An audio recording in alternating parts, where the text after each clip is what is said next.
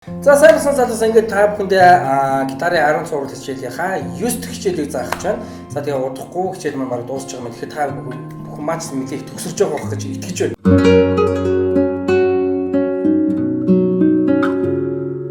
За ингээд өнөөдрийн хичээл юу вэ гэхээр багш гэдэг хичээл.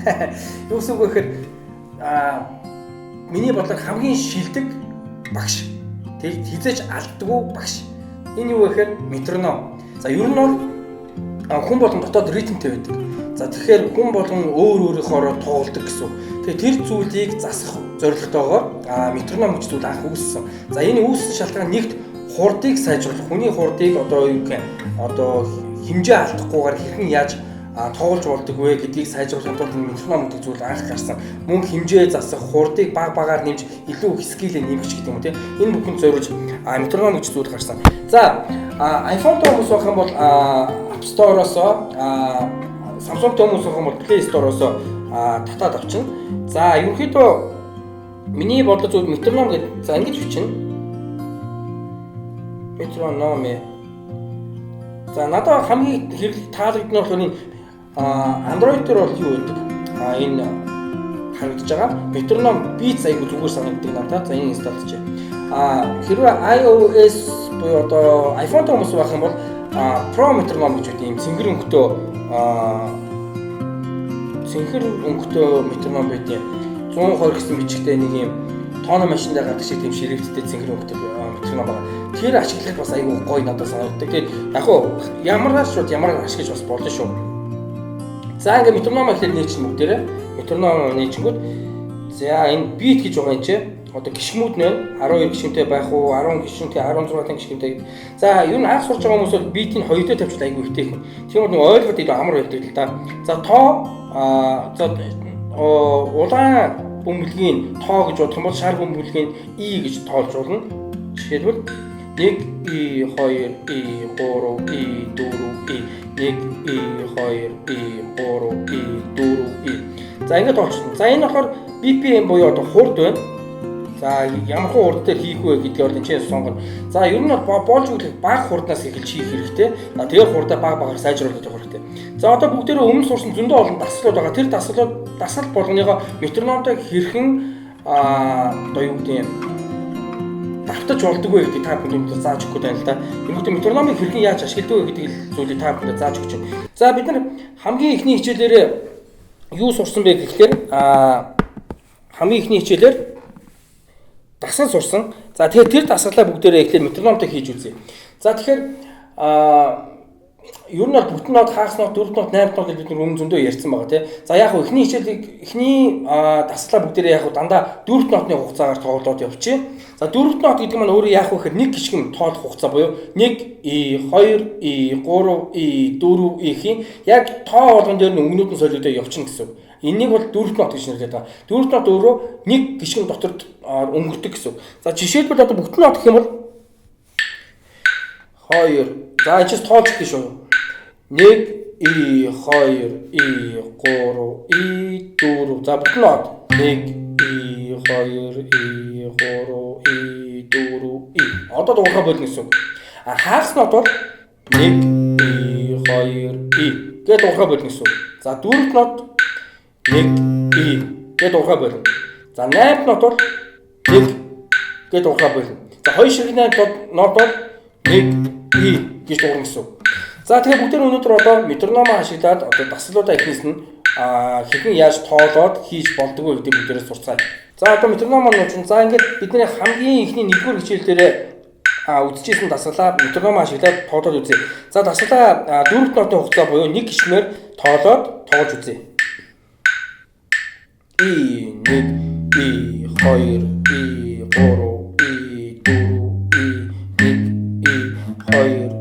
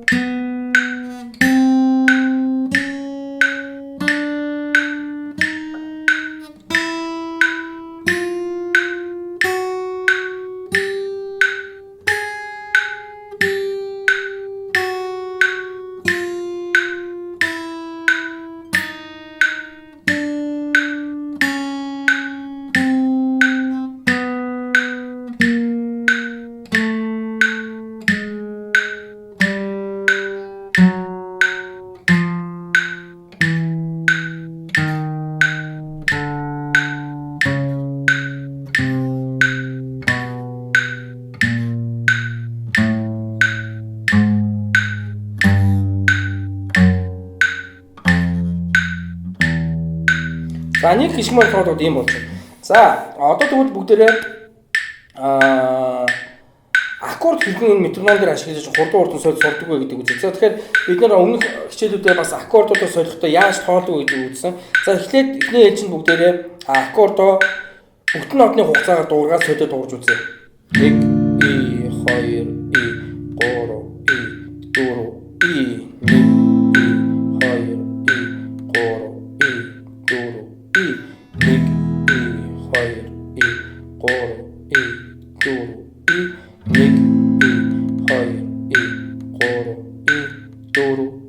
За одоо хагас нотны хугацаар 1 2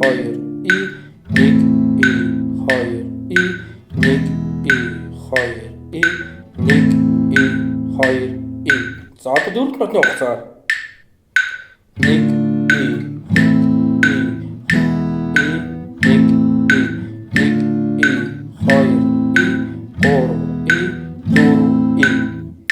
За одоо тэгвэл хоёр ширхэг 8 нот хугацаар нэг аккордоо 2 удаа дуурна. Гэхдээ нэг гişгэн дотроо 2 8-тай гэсэн үг.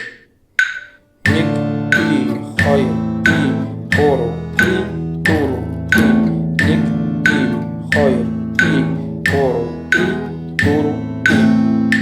За бидний 3 хичээлээр юу үзсэн бэ гэхээр таталт үзсэн. За тэгэхээр метроном дээр таталтыг хэрхэн яаж давтаж болох вэ гэдэг үзье. За эхлээд хөлбөр 1 буюу хамгийн ихний таталтаа бүгдээрээ метроном дээр татаад үзье.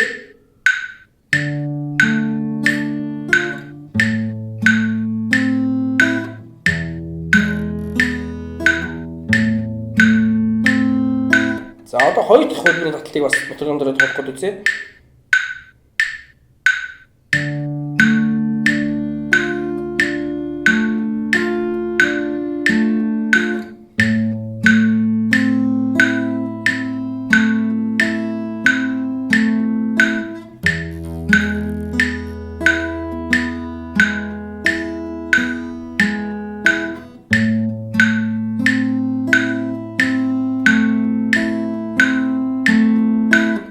Урд хөлбөрийн таталтыг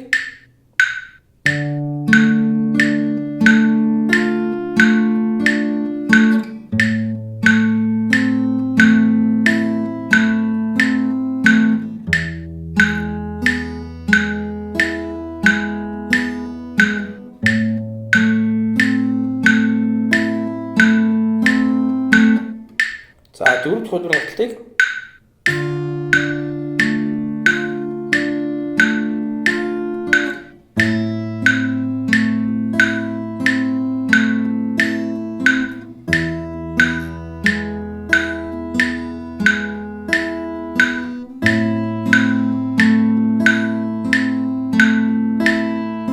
За тав дахь хөлбөрийн таталтыг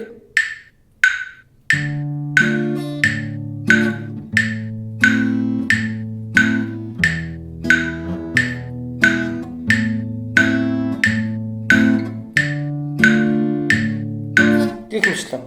За тэгвэл бид нар 5 дахь хичээлээр страминг буюу цохилт үзсэн. За одоо тэгвэл бүгдээрээ цохилтоо яг нөгөө улааны тоо шарын и гэж тоолоод үзсэн бол хөлбөр 1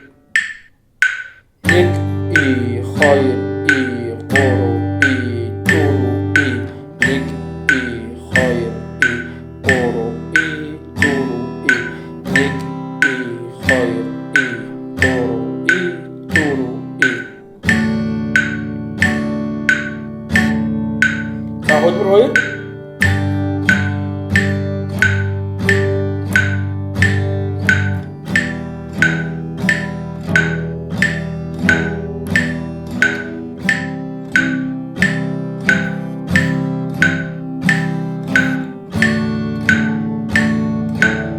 хөлбөр 3 хөлбөр 4 хөлбөр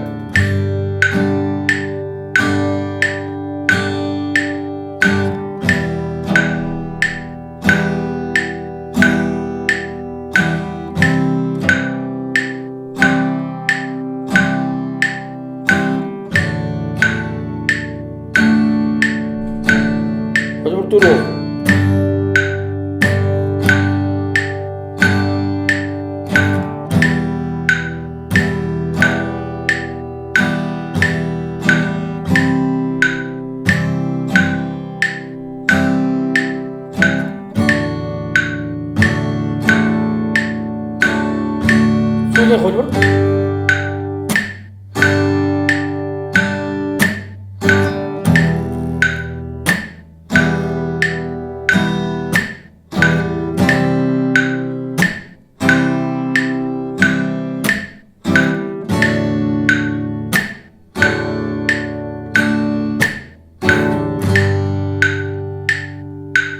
За цохилтууд болон таталтуудыг ингэж давтчихуулж байна. За одоо тэгвэл бүтэн нот, хагас нот, дөрвөлт нотоор бүгдээрээ нотныхаа дарааллыг тодорхой үзье. За 90 жоохон удаан байна. Бүгдээрээ хурдын жоохон нэмчиж 120 дээр тодорхой үзье. Тэгэхгүй та бүхэн маань бүгд хэлээрээ би нэвтрүүлэг маань цаг маань давчуу байгаа учраас нэмүүлж байгаа.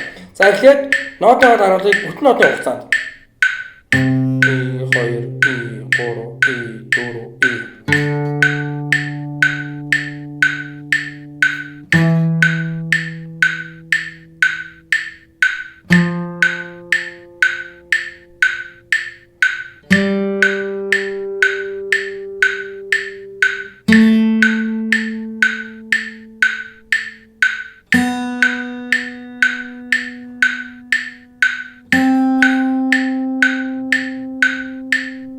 за одоо хагас нотны хугацаанд 1 2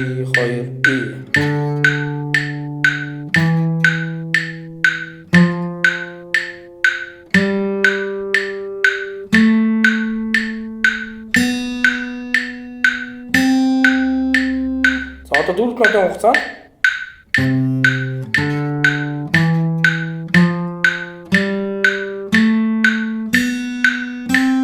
за одоо хоёр ширхэг 8 нотоор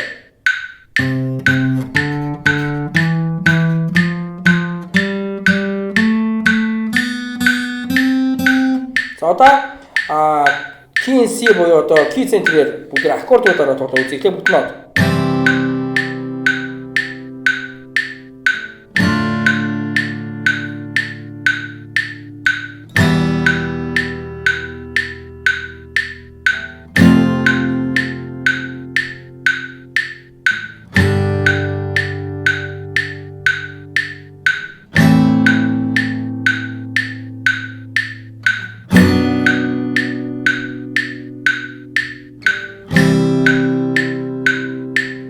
Хагас нотоор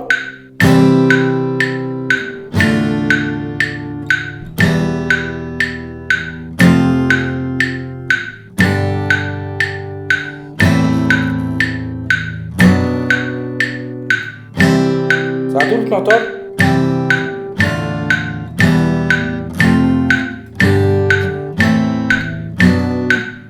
8 нотоор хоёр ширхэг 8 нотоор тоглож үзье.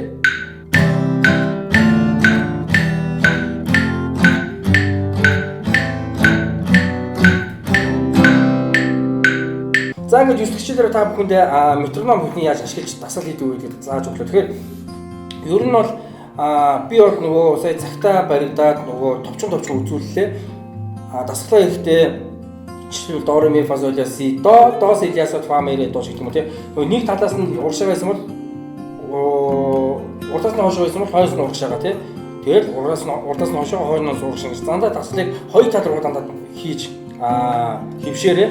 Тэгээд хүмүүсээ би жишээ болгож зарим нэг үзүүлснээр бидний нөгөө аккорд change хийдэг дасгалууд, хуруугаараа хурдан салгадаг дасгалууд гэх зөндөө олон дасгалууд үзсэн байгаа. Бүх дасгалуудаа энэ метрономыг ашиглаад тэгээд жишээлбэл өнөөдөр ирлэр хийгээд ямар ч алдаагүй гэж чадсан маргааш 100, тэрний дараагийн өдөр 110, 120, 130, 140, 150 гээд хурдаа ингээд баг-багаар үе үеийг шатаад нэмээрэй. Тэгэхгүй хийдэг шууд өндөр хурднаас эхэлчих юм бол нөгөө гарч нь дасаагүй байхад ингээд хурд хийх юм бол гарч ингээд чангаараа ингэж сурчдаг. Тэгээ хурд ингээд нэмэх тусам нөгж бүр улам чангаараад ингээд дээш хурд хийж чадхаа болчдөг. Тэгэхээр энэ ихлээр удаан ийм хэмнэлтээр ямар ч алдаагүй гар айгу зөөлхөн гээл гоё ингээд өөрөөхөр хөдөлж байгаа юм бол хурдаа баг-багаар нэмэхэд яг тэр режим буюу яг тэр зүйлээ хадгалаад ингээд хурд ингээд баг-багаар нэмэхдээ ингээд мангар хурд юм хийгээд амжлах гарч чангахгүй хөнгөн хурдалж чаддаг болдог. Тийм скил энэ метроном гэдэг зүйл маш их хэрэг болдог гэдэг та бүхэн айгуу сайн ойлгоорой. Тэгэхгүй айгуу хурдан би хурдан юм сурч игээл шууд аим хурдан дээр хийчихэд гарын бүр ингээд автууш хүмүүс зөндөө байдаг шүү. Тийм алдаа та бүхэн битгий гаргаа гэж хүсэж байна. За ингээд дараагийн хамгийн сүүлийн 10 хичээлээр уулзлаа түр бака. Манай сүгийн бичлэг та бүхэн таалагддагаар бичлэгээ баруун доод бодонд байх 400 улаан өнгөтэй subscribe гэсэн товчгоор Үүнийхээ дараа хонхон дээр дарж оол гэсэн сонголтыг хийхээ мартав. Ингэснээр та бүхэн манай бичлэгүүдийг цаг алдахгүй цоо шинхэн хавгаа тогтноор нь үзэх боломжтой. Хэрвээ хонхонд дарахгүй хүүтэн бичлэг үзэн шүү. Мөн манай channel руу нэвтэр channel-д баруун дээд болон барих нөгөө subscribe гэсэн төвчийг дарахаа мартав. Үүнийхээ дараа мэдээж хонхон дээр дарж оол гэсэн сонголтыг хийгээрэй. Мөн search хэсгээр давхад түнс channel гарч ирэх юм бол нөгөө дөрвөлжин subscribe гэсэн төвчлүүдээр дараад хонхон дээр дарж оол гэсэн сонголтыг хийхээ мартав. За ингээ та бүхэндээ баярлалаа.